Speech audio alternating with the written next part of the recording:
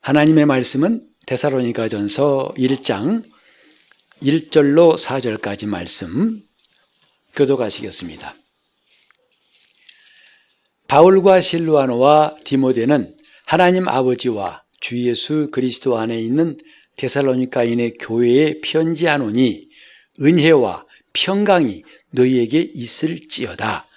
우리가 너희 무리를 인하여 항상 하나님께 감사하고 기도할 때에 너희를 말함은 너희의 믿음의 역사와 사랑의 수고와 우리 주 예수 그리스도에 대한 소망의 인내를 우리 하나님 아버지 앞에서 쉬지 않고 기억하매니 하나님의 사랑하심을 받은 형제들아 너희를 택하심을 아노라. 아멘. 본문 마지막에 하나님의 사랑하심을 받은 형제들아, 이 말씀을 읽으실 때 여러분 어떠셨어요? 어떤 사람은 성경이 있으니까 읽었습니다 라고도 할 수 있겠지만, 왜 학교 다닐 때 선생님께서 추석 부를 때 다른 사람 이름 부를 때는 반응이 없잖아요. 그러나 내 이름 부르실 때는 나다 싶어서 네! 하고 반응을 하죠. 마치 이 말씀이 출석 부르실 때 내 이름 부르시는 것 같아가지고 그렇게 이 말씀이 들려온 사람이 되었으면 좋겠습니다. 원래 성경 말씀은 그렇게 되기 위해서 기록된 거거든요. 과연 우리는 하나님의 사랑받는 것에 대해서 하나님이 나를 사랑하심을 믿으십니까? 하고 물으면 여러분들은 답변을 하시겠죠. 제가 그 답하는 수고를 덜어드리기 위해서 묻지 않겠습니다만은, 물론 하나님이 나를 사랑하신다고 생각해요. 머리로 그렇게 인정합니다. 하지만 그 사랑을 느끼는 사람은 그리 많지 않은 것 같아요. 이 속에서 맞아 주님 나를 사랑하셔. 난 정말 사랑하셔. 오늘 주보에 실린 대로 스바냐 3장 17절에 너희 하나님 여호와가 너희 가운데 계시니 그는 구원을 베푸실 전능자 곧 너희를 인하여 기쁨을 이기지 못하시며 잠잠히 너를 사랑하신다 하신 이 말씀, 이 감동이 느껴지십니까? 하나님이 나를 사랑하신다는 것이 그냥 끄덕끄덕인 정도가 아니라 그분이 얼마나 사랑하시는지 기쁨을 이기지 못하신다. 누구 때문에? 나 때문에. 와, 이건 굉장한 거예요. 신앙은 이런 것을 원천으로 하는 겁니다. 오늘 많은 사람들이 하나님 앞에 기도하고 하나님께 봉사하고 헌신하고 수고하고 또 때로는 저 멀리 해외에 나가 선교도 하고, 하지만 만약에 이렇게 하나님의 사랑받은 것이 없다면 얼마 못 갑니다. 지칩니다. 번아웃 돼가지고 마치 로뎀나무 밑에 있는 엘리야 같이 하나님 나 좀 데려가세요. 나 지쳤어요. 이럴 수밖에 없는 거죠. 그런데 놀라운 것은 우리 주님의 공생애를 보면요, 한 번도 주님은 지치실 때가 없었어요. 요즘 말로 번아웃 될 때가 없었다 이 말이죠. 물론 식사를 못 하셔가지고 시장하시기도 하고 길에 피곤해가지고 쉬셔야 할 만큼 그런 일이 있었지만 번아웃 된 적은 없다 이 말이죠. 난 모르겠습니다. 아버지 이제는 그만은 난 모르겠습니다. 이러신 것을 복음서에서 찾아볼 수가 없어요. 왜일까요? 성경은 바로 예수님께서 하나님의 사랑하심을 입은 자라고 하는 말씀을 거기서 답을 얻을 수 있어요. 예수께서 제자들이 다 뿔뿔이 흩어지고 도망가 버리고 예수를 은30에 팔아 넘길지라도 주님은 낙심하고 좌절하신 게 아니라 나는 혼자 있는 게 아니다. 내 아버지께서 나와 함께 하신다. 아버지가 자기를 사랑하시는 것에 대해서 어느 한순간도 주님은 잊어버리신 적도 없고 놓치신 적이 없다는 것이 주님의 공생애였어요. 그리고 요한복음 17장 이제 23절에 보면 주님께서 겟세마네에서 기도하실 때도 이렇게 하셨죠. 곧 내가 저희 안에 아버지께서 내 안에 계셔 저희로 온전함을 이루어 하나가 되게 하려 함은 아버지께서 나를 보내신 것과 또 나를 사랑하심 같이 저희도 사랑하신 것을 세상으로 알게 하려 함이로소이다. 여기 놀라운 말씀이 있어요. 주님이 기도하신 그 기도의 내용 또 간구하신 이유가 뭐냐 하면 아버지가 나를 보내신 것을 저들로 알게 하는 것과 또 나를 사랑하신 것 같이예요. 저희도 사랑하신 것을 알게 하려 함입니다. 주님이 기도하신 것은 이제 곧 십자가 달릴 터인데 그거 두려워서 힘들어서 어찌합니까? 이게 아니라 이것을 저희로 알게 하기 위해서 기도합니다. 그랬어요. 거기 마지막에 아버지가 나를 사랑하심 같이 저희도 사랑하신 것을 그랬어요. 쉽게 말해서 하나님께서 우리를 사랑하신다는 것은 예수님께서 아버지의 사랑받는 것과 다를 바가 없다는 거죠. 그게 주님의 사랑의 크기와 넓이와 나비와 깊이예요. 하지만 우리는 지금 그것의 억만분의 1도 못 느끼고 살지 않습니까? 그냥 예수 사랑하시면 노래 부를 때 좋아요. 마음이 뭔가 찡해요. 그게 전부예요. 그리고 때로는 주님께서 나를 사랑하신다는 게 믿겨지지 않을 때가 훨씬 더 많은 것 같아요. 그리고 어떤 때는 주님 나 사랑하신 것 같다가 어떤 때는 아닌 것 같다가 하나님의 사랑이 죽을 듯이 변덕스럽기까지 느껴질 때가 있지 않습니까?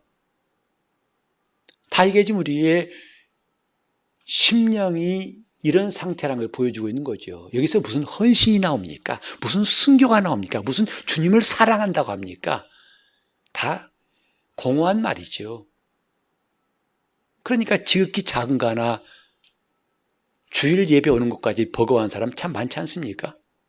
주님을 사랑한다면 비가 오면 어때요? 눈이 오면 어때요? 거리가 멀면 어때요? 내가 좀 아프면 어때요? 뛰쳐나올 겁니다. 그거 이유가 안 되잖아요. 근데 우린 너무나 이유가 많은 신앙생활을 할 때가 있어요. 왜? 그건 다른 말로 하면 하나님의 사랑받는 것에 대해서 그렇게 충분히 못 느끼고 있기 때문이 아닐까. 예수님은 십자가에 달려 죽으실 때까지도 그가 낙심한 적이 없어요. 혹자는 말합니다. 아니 주님도 실망하셨잖아요. 엘리 엘리 라마 사박다니라고. 나의 하나님 어찌 나를 버리셨나이까. 주님도 절망하실 때 있었네요. 그것은 아닙니다. 아버지로부터 버림받았다는 것은 아버지가 그를 사랑하지 않으셔서 버리신 것이 아니에요.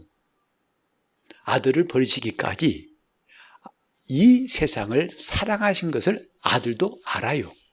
그렇기 때문에 십자가에 달려 죽기까지 순종하신 거죠. 주님도 불평했다고요? 저는 그렇게 인정하지 않습니다. 우리는 하나님의 사랑에 대해서 너무 피상적으로 막연하게 알고 있어요. 그래서 교회에 처음 나올 때는 그 사랑이 막 전율하듯이 느껴지고 기뻐서 펄펄 뛰지만 신앙생활 오래 하면 마치 바위처럼 굳어버리는 것 같아요. 사랑하셔. 나도 알아. 너 지금 펄펄 뛰지만 좀 지나봐라. 나처럼 된다. 응? 이렇게. 마치 고수처럼 말합니다. 다 너 어려서 그래. 한땐 다 그랬지 나도. 과연 그럴까? 우리는 하나님의 사랑하심을 받은 자들아. 이 데살로니가 교회의 성도들만 들어야 할 말씀이 아니라 오늘 우리도 똑같이 주님이 우리 교회에도 똑같이 이렇게 말씀하신다고 우리는 믿어야 됩니다. 하나님의 사랑하심을 받은 형제들아. 하나님이 이렇게 사랑하시건만 이처럼 사랑하신다고 말했지만 그 사도 요한은 한마디로 하나님은 사랑이시다고 말했지만 그분에게는 사랑 빼놓고는 아무것도 없다고 말했지만 왜 우리는 그렇게 마음이 차갑고 무겁고 딱딱하고 마음이 황량할까? 오늘은 그것 좀 생각해 보려고 그래요. 왜 우리는 그 사랑이 느껴지지 않을까? 왜 그럴까 하는 거죠. 여러분 궁금하지 않습니까? 교회에 나오면 수시로 듣는 말이 사랑, 믿음이에요. 하나님의 사랑, 또 믿음. 그거 빼놓으면 별로 듣는 말이 없는 것 같아요. 이렇게 무수히 소나기처럼 듣지만 왜 내 마음엔 그게 차곡차곡 쌓이지 않을까? 그냥 바람처럼 스쳐 나갈까? 그 첫 번째 이유부터 우리가 생각해 보죠. 그건 뭐냐면 우리가 아직도 겉사람, 옛사람의 관점에서 하나님을 보기 때문이에요. 우리 옛사람이 어떤 사람이었죠?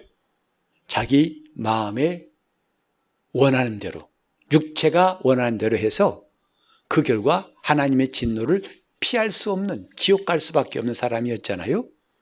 다른 성경에 보면 죽기를 무서워하여 일생 마귀에 매여 종노릇했던 사람들, 늘 아쉬움이 있고 늘 부족함이 있고 늘 마음이 허전하고 괴롭고 고통스럽고 힘들고 지치고,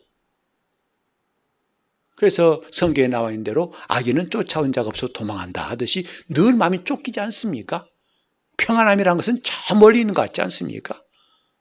예배할 이 순간도 편안하지 않은 사람도 있어요.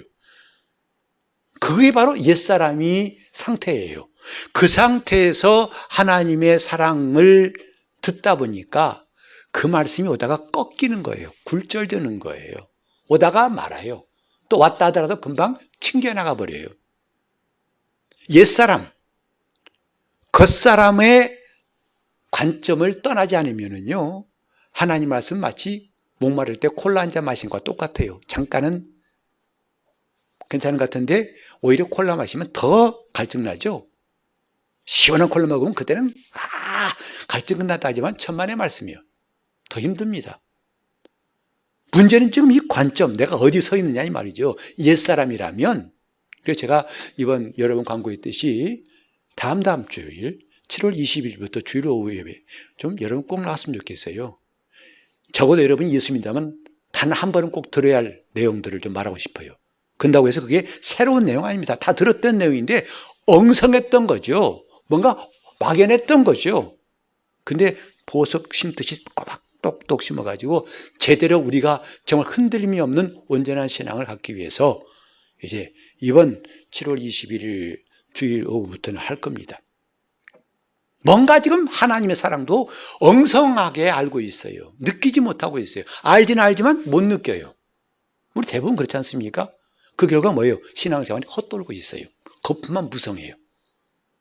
거품 꺼지면 꽝이에요. 그때 하면 후회도 소용없고 아무 대책이 없는 거죠. 겉사람, 고린도후서 4장 10절에 나오는 겉사람이란 말을 보통 우리는 육체라고만 생각해요. 물론 육체로 볼 수 있어요. 왜? 날마다 쇠해가니까. 근데 겉사람이란 것은 좀 다른 각도에서 봤으면 좋겠어요. 그때 겉사람과 속사람은요, 하나님 말씀을 따라 살지 않고 옛날 욕심대로 사는 그 사람이에요. 속사람은 뭐예요? 성령의 인도받고 영적 생활하는 사람이에요. 우리가 소망이 뭐냐? 이렇게 내 마음대로 살았던 그 사람은 날마다 부서져 가고 죽어져 가고, 하나님의 영으로 인도받는 속사람은 점점 살아나는 것. 이게 우리 소망이다 이 말이에요. 단지 육체가 늙어가는 게 소망 아닙니다. 그 사람이 날마다 부서져 가는 게 우리 소망이 돼야 돼요. 그게 신앙생활이에요. 근데 오늘 우리는 이걸 전혀 감도 못 잡고 있지 않습니까? 그냥 말씀이 다 감감해요. 막연해요. 뜬구름 잡는 것 같아요. 말씀 들어도 늘 몰라, 귀찮아, 힘들어, 성경은 참 어려운 책이야. 이거 수준을 못 벗어나온 사람도 있어요. 돌아와서 지금 우리가 하나님의 사랑 그럴 때 그 사랑을 어디서 보느냐 이거죠. 여러분, 이 똑같은 시간, 이 시간에 여기 한국인 사람은 지금 한여름이에요. 근데 저 윤전사님 있는 호주, 지금 거기 계시지만 거기는 한겨울이에요. 아니, 똑같은 시간. 이거 왜 나는 더워. 저기서는 추워 그러거든요. 뭐죠? 서 있는 관점이 달라요. 어디 서 있느냐 이거죠. 옛사람의 관점에서 말씀드리면요, 성경은 도대체 모르는 이야기예요. 깜깜합니다. 오히려 귀찮고 힘들고 목사님 설교 너무 길어요. 빨리 짧게 하세요. 이거밖에 안 나와요. 그러나 속사람으로서 하나님의 영 안에 있는 사람, 내 혼이 하나님의 영 안에 있으면 그 말씀을 더 듣고 싶은 거죠. 더 알고 싶은 거죠. 늘 신령한 것에 목마름이 있어요. 그 사람이 볼 때에는 하나님의 사랑이 믿겨지지도 않을 뿐만 아니라 와닿지 않습니다. 왜? 그 기본이 뭐냐? 환경이 뭐냐? 두려움이에요. 외로움이에요. 또 괴로워요. 힘들어요. 그래서 너무 가난해도 예수 못 믿고요. 너무 부해도 예수 못 믿는 거 아시죠? 환경 자체가 그런 거예요. 즉 우리는 확실히 알아야 됩니다. 내가 예수 믿었다는 것은 다른 말로 하면은 나는 옛사람이 죽었어요. 새 사람이에요. 나는 지금 그리스도 예수 안에 있는 사람, 곧 새 사람이라고 성경은 분명히 말하고 있어요. 옛사람이 아니라는 거예요. 그 사람은 십자가에서 주님과 함께 죽었어요. 같이 합시다. 나는 새 사람이다. 목에서 터져나올 만큼 우리는 말해야 됩니다. 나는 새 사람이에요. 우리는 근데 너무나 많이 잊어버리고 있어요. 말로는 새 사람 해놓고 사는 것은 옛 사람이에요. 나는 새 사람이에요. 하나님이 물과 성령으로 거듭나게 하셔서 내가 새 사람이 되었어요. 곧 하나님의 자녀가 되게 하셨어요. 내가 이걸 얼마나 느끼는지 관계없어요. 그건 사실, 팩트니까. 나는 새 사람이 되었어요. 나는 그리스도 안에 새 사람이다. 그래서 우리가 말씀을 묵상해야 할 이유는 뭐냐면 날마다 이 말씀을 선포함으로써 내 심령이 깨어나게 되는 것이에요. 같이 해볼까요? 나는 그리스도 안에 있고 새 사람이 되었고 하나님의 자녀다. 맞아요. 누가 뭐래도 하나님 자녀예요. 하는 꼴을 보니까 맨날 죄 짓고 형편없다고 여러분 느끼시지만 그래도 뭐예요? 나는 하나님의 자녀예요. 나는 누가 말해도 하나님의 자녀예요. 왜? 성경이 이렇게 말씀하고 있으니까 우리는 그걸 부정할 수가 없어요. 한번 해볼까요? 나 이래봬도 하나님 자녀야. 이 말도 목에 오가 낀 것처럼 잘 안 나오지도 할 겁니다. 그만큼 우리는 성경을 안 믿고 있는 거예요. 성경 입에 달지만 안 믿고 있는 거예요, 지금. 다시 할까요? 목청이 터지도록. 나는 이래봬도 누가 뭐래도 하나님의 자녀야. 하나님의 자녀야. 그게 나예요. 그렇다면 우리는 그 자녀가 되어서 본다면 하나님의 사랑이 느껴질 수밖에 없고요. 너무 당연하고 너무 감사한 것이 되는 거예요. 지금 어디서 보느냐 이 말이에요. 여러분, 이 예배를 지금 여기서 드리는 거하고 저 문 밖에서 드리는 거하고 같지 않겠죠? 달라요. 하나님의 자녀라는 이 놀라운 사실을 우리는 덮어놓으면요, 그 다음부터는 되는 게 없어요. 전부 다 망가집니다. 멀어집니다. 하나님의 자녀가 된 사람들은 그분이 나를 사랑하시는 걸 의심하지 않아요. 의심할 필요도 없고 의심해서도 안 되는 거고 하나님의 자녀입니다.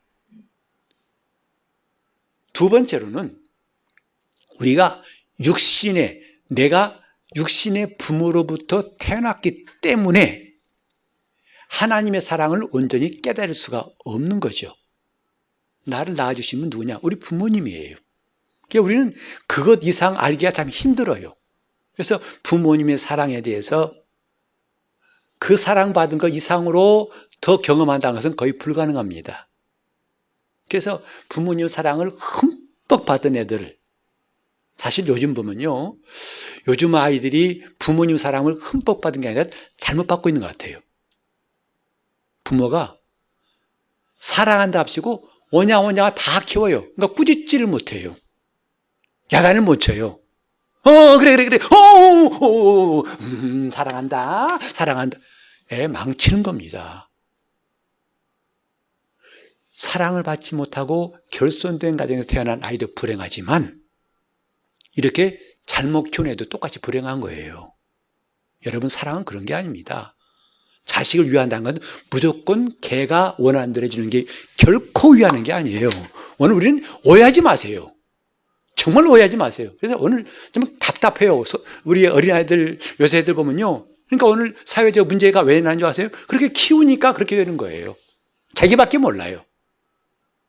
지독한 자기중심주의밖에 없어요. 옛날에는 열 낳고 키우니까 그냥 양보할 줄도 절제할 줄도 서로 이해할 줄도 아는데 요새는 하나만 하니까 네가 최고야라고 합니다. 그건 잘못 키운 거예요. 오늘 우리 부모님들이 깨어나야 돼요. 하나님 말씀이에요. 더 엄한 말씀이 있습니다. 채찍으로 키우라는 거예요. 요즘에 애 때리면 안 되죠. 학교에서 애 때리면 큰일 나요. 이러니 애들이 정말 자기밖에 모르는 사람밖에 나온 거예요. 부모의 사랑받고 자라는 것이 자녀들이죠. 자기를 낳아준 부모가 자기를 사랑한다는 걸 압니다. 그러다 보니까 그렇게 극진히 사랑받고 자라는 애들은 나중에 모든 생각이 긍정적이죠. 밝죠. 아주 온전한 인격이 자랄 수 있지만 그렇지 않은 아이들, 그 부모가 학대를 한 사람들도 적지 않습니다. 그래서 언어폭력뿐만 아니라 심지어는 심한 매질, 밥도 안 주고. 사실 그런 사람들은요, 하나님 사랑 말하면 우리 아버지는 안 그래. 그럴 거예요, 아마. 자라나온 환경이 그 하나님 사랑을 깨닫지 못하게 하고 있어요. 하나님께서 우리를 사랑하신다는 것을 우린 인간은 기껏해야 부모의 사랑 이상으로 상상하기 어렵다는 것도 한계예요. 그래서 아버지에 대한, 어머니에 대한 좋은 추억, 가끔 이제 페이스북에 글 보면요, 그 어머니 아버지에 대한 그리움이 절절히 나온 글들 보면 참 부러워요. 참 이 사람은 그렇게 부자가 아닌 참 관계가 좋았구나. 그래서 산소에 가서 끝없이 대화도 하고 온다고 그래요. 아버지 잘 계셨어요 하면서. 근데 그렇게 부자간에 정이 친밀한 사람도 있지만 아버지 그럼 엄하고 딱딱하고 또 훈계만 했던 것을 남은 사람도 있습니다. 이런 사람 앞에서는요, 하나님이 사랑이시란 말을 잘 이해가 안 될 거예요. 하지만 우리는 기억합시다. 아까 말했지만은 우리는 옛사람이 죽었어요. 거듭남으로 우리는 옛사람이 죽었어요.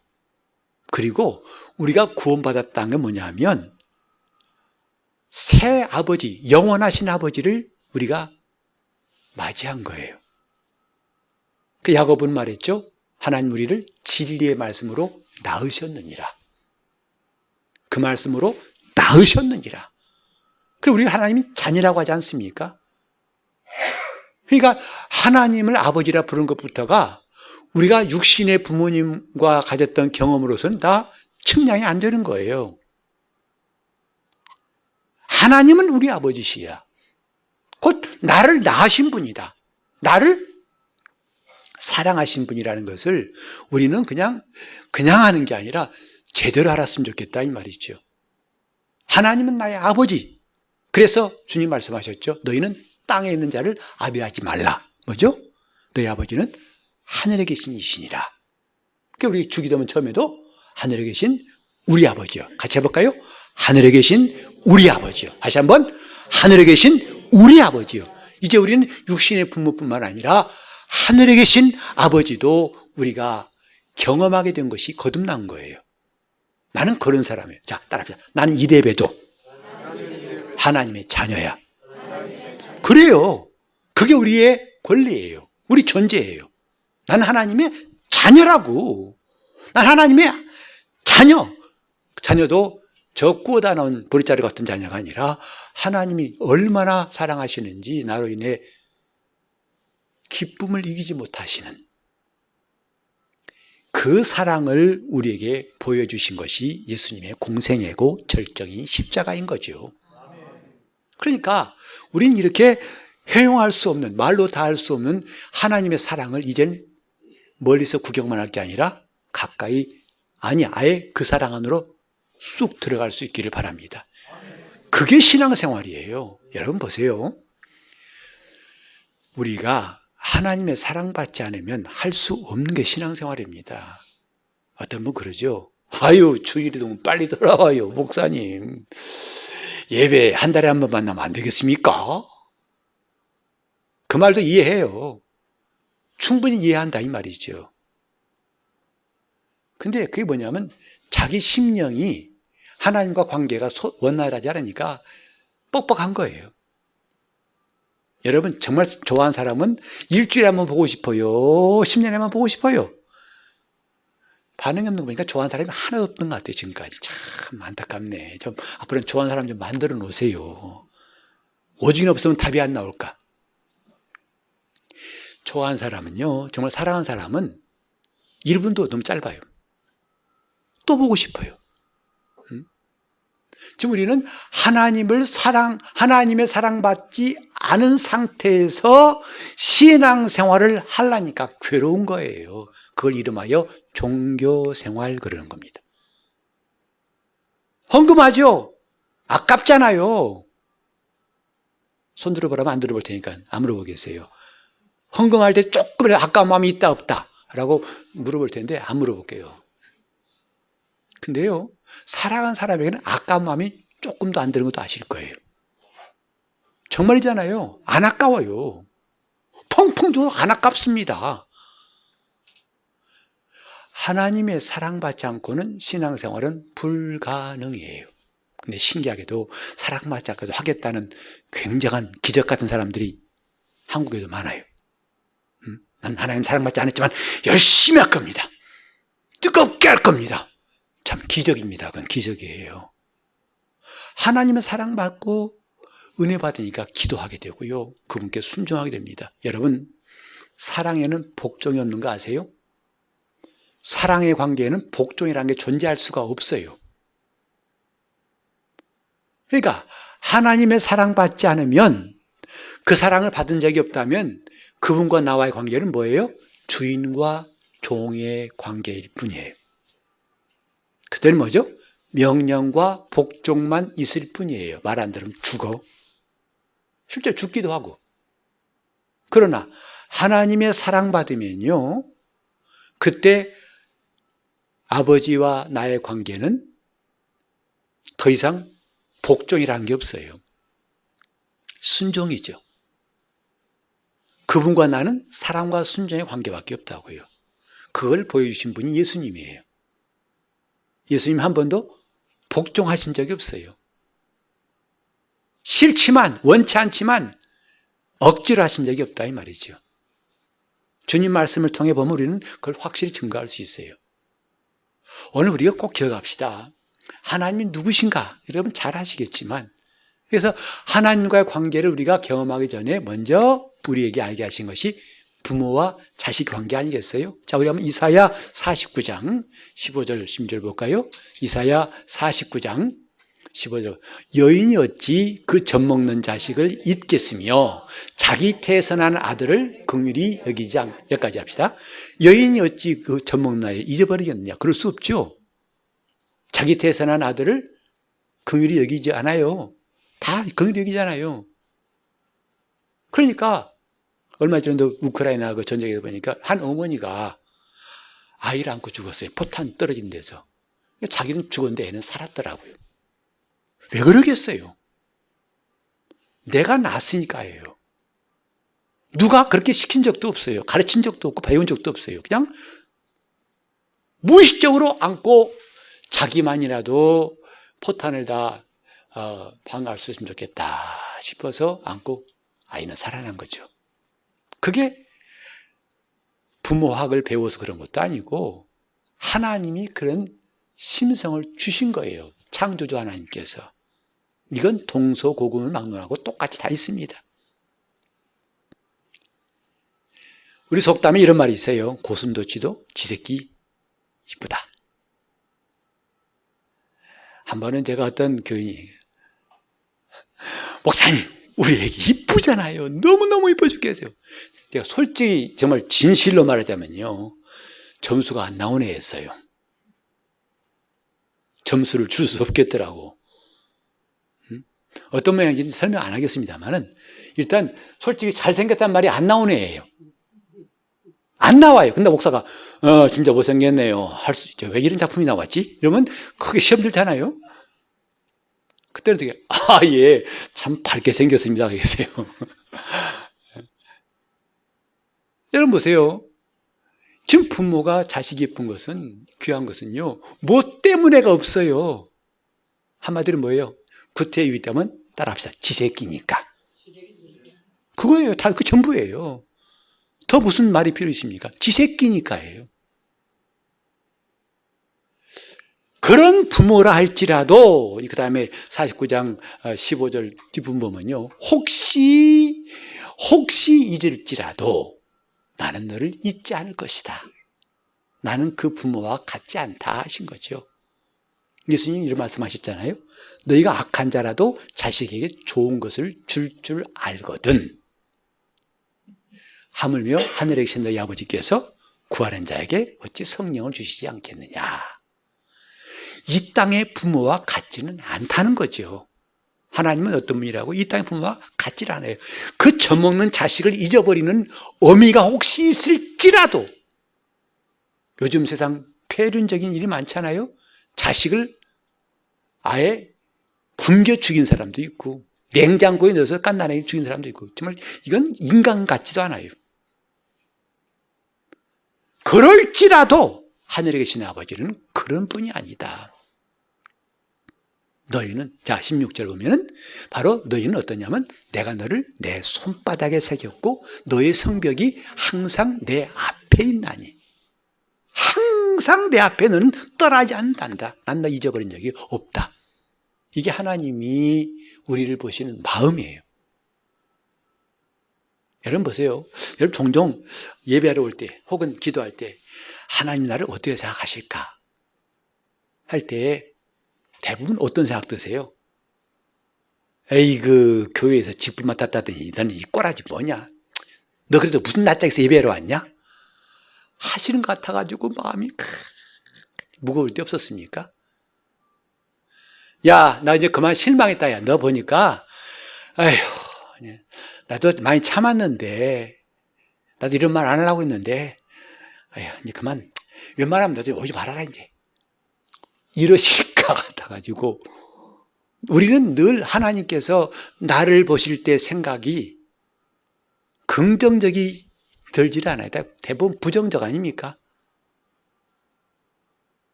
정말 주님이 나 처음 은혜 받았을 때와 똑같이 나 사랑하실까?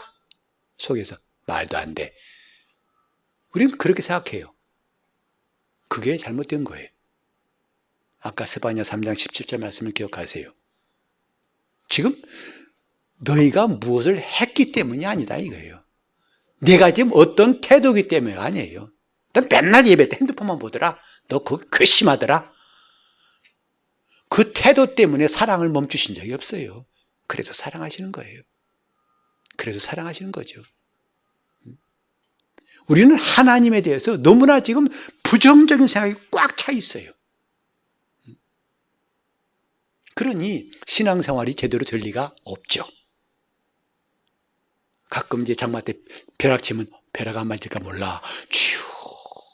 괜히 그때는 죄만 떠오르죠. 잘못한 것만 떠오르죠. 우르쾅! 그러면 쥐우. 전봇대 옆에 지나가기 싫잖아요. 가로수 옆에 지나가기 싫잖아요. 지금 우리는 이 속에 너무나 하나님에 대한 부정적인 생각들이 많다는 것. 그러니 그 사랑이 내 귀에 쏙쏙 들어올 리가 없지요. 바로 우리는 하나님께서 이렇게 나를 낳아주신 부모님도 귀하지만 그런 분과는 또 다른 분이라는 걸 알아야 한다 이 말이죠. 자, 우리 한번 시편 100편 볼까요? 시편 100편 3절 같이 보겠습니다. 여호와가 우리 하나님이신 줄 너희는 알지어다. 그는 우리를 지으신 자시요 우리는 그의 것이니 그의 백성이요 그의 기르시는 양이로다. 하나님이 누구시라고요? 나를 지으신 분이라는 거예요. 없던 나를 지어서 있게 하신 분이라는 거죠. 하나님이 이런 분이라는 거예요. 자, 스가랴 12장 1절 함께 보면 또 이스라엘에 관한 여호와의 말씀의 경고라. 여호와 곧 하늘을 펴시며 땅의 터를 세우시며 사람 안에 뭘 지으신 이가? 심령을 지으신 이가. 우리의 살과 뼈만 지으신 게 아니에요. 뭘 지으셨다고요? 내 심령을 지으신 분이 누구라고? 하나님이시라는 거예요. 그렇기 때문에 그분은 우리를 대해서 알지 못하는 게 없어요. 우리 시편 103편 14절에 놀라운 말씀이 있어요. 놀라운 말씀. 이는 저가 우리의 체질을 아시며 그랬어요. 우리 부모님은 내 체질을 모르세요. 그러나 성경에 하나님은 내 체질을 아신다는 거예요. 성격 정도가 아니에요. 심령을 지으신 이가 내 성격을 모르시겠습니까? 내 몸을 창조하신 내 체질을 모르시겠습니까? 내 체질이 아래리기 체질에서 내 추우면 막 두드리 돋고, 그래서 부모님은 어쩔 안타까워할 뿐이지요. 그러나 주님은 내 체질을 아신 분이라 이 말이죠. 그러니 그 체질을 아신 하나님이 나를 사랑하신다는 것이 얼마나 놀랍습니까? 우리의 생각, 우리가 살아온 날들, 우리의 행동, 우리의 말 하나 때문에 감점, 너 그만둬. 내 자녀 아니야. 이럴 뿐이 아니시라는 거죠. 그건 다 인간적인 생각이에요. 하나님은 그래도 사랑하신다 이 말이에요. 여러분, 놀라운 말씀이 누가복음 15장에 나와 있어요. 탕자의 비유 아시죠? 그때 탕자가 뭐예요? 아버지 재산 뚝 떼가지고 그 오랜 세월 동안 다 허랑방탕 낭비하고 완전히 거짓골이 아니라 상거짓골이 아니라 거짓 사람 같지 않은 모습으로 터덜터덜 왔을 때 아버지가 그에게 한 가지도 물어본 적이 없어요. 따진 적이 없어요. 조건을 내건 적이 없어요. 그냥 덥석 안아서 입 맞췄죠. 그리고 즉시로 야, 오늘 정말 기쁜 날이야. 잔치하자. 먼저 얘를 씻겨라. 그리고 저 간직해 뒀던 제일 좋은 옷 입게 하고 금가락지를 끼우고 살찐 송아지 술 잡아서 잔치하자. 여러분 그 아버지의 마음을 하나님 아버지 마음을 거기서 볼 수 있어요.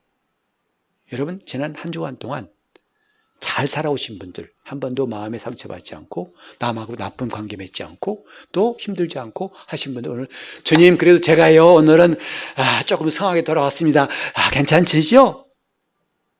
반대로 어제 밤까지 심란하다 못해 짜증나고 괴롭고 싸우고 마음이 헝클어져 왔어요. 주님 나 어떻게 보실지 뻔합니다. 말씀 안 하셔서 알아요. 이런 생각들이 다 우리를 지금 잘못 가게 만들고 있는 거예요. 지금 제가 쭉 했던 말 한마디로 말하면요, 하나님은 나를 무조건 사랑하신다는 것, 그게 답이에요. 찬송가 제가 참 좋아하는 것 중에 하나가 변찮는 주님의 사랑. 참 그 가사가 좋아요. 변찮는 주님의 사랑과 변찮는 주님의 사랑, 그게 하나님의 마음이에요. 우리는 너무 우중충한, 비행기 타고 올라가면요 이렇게 장마 때도 하늘에는 비가 안 와요. 아시죠? 구름 아래에만 비가 와요. 우리가 인생이라는 이 삶이라는 그 터 안에서는 늘 비가 왔다가 갰다가 해 떴다가 눈 왔다가 바람 불었다가, 그러나 저 높은 하늘에는 구름이 없어요. 비가 없어요. 눈이 없어요. 하나님의 사랑은 인간의 형편과 상황에 좌우되지 않습니다.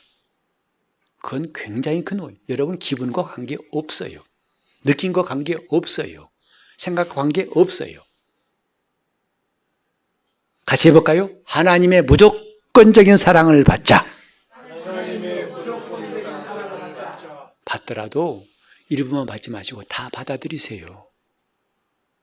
근데 이런 사랑을 우리 생각이나 감각으로는 결코 느낄 수가 없어요. 그래서 우리 로마서 5장 5절 보면은 놀라운 말씀이 또 거기 있죠. 소망이 부끄럽게 아니함은 우리에게 주신 성령으로 말미암아 하나님의 사랑이 우리 마음에 부은 바 됨이니. 이때 마음이라는 것도 저 깊은 속마음, 헬라어로 카르디아라고 하는데 이 겉마음이 아니라 저 깊은 속마음에 하나님의 사랑을 부었다 했는데 이 붓다란 이 원어를 보니까요 쏟아붓다는 뜻이에요. 그냥 물 따라 붓다는 게 아니라 폭우가 쏟아지듯이 쏟아붓다는 뜻이에요. 하나님의 사랑을 이렇게 쏟아부으셨다. 뭘로? 성령으로 말미암아. 우리가 성령 충만하게 해야 할 이유가 또 하나 나왔어요. 성령으로 말미암아 이 하나님의 사랑을 깨달을 수가 있는 겁니다. 그 사랑은 우리 육체에 부어주신 것이 아니고 우리 심령에 부으셨으니 심령을 부어주신 이가 그 사랑을 알게 하실 때 우리는 이 데살로니가 교인들이 하나님의 사랑하심을 받은 형제들아 한 말씀이 바로 나에게 하신 말씀이네. 바로 나에게 하신 말씀이 하고 기뻐하며 그때부터 우리가 주를 사랑하고 힘을 얻어서 주님께 나갈 수 있습니다. 이 시간 기도하실 때 하나님의 사랑이 성령으로 내게 쏟아 부어지는 역사, 이제부터 내가 옛사람, 겉사람이 아니라 하나님의 사랑받은 자녀가 되어서 이 쏟아부으신 사랑을 날마다 체험해 달라고 통성으로 기도하시겠습니다.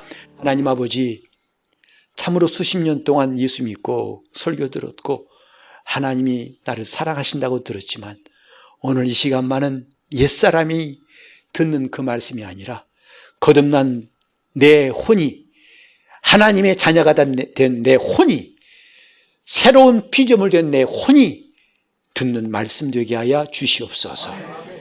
예수 이름으로 기도합니다.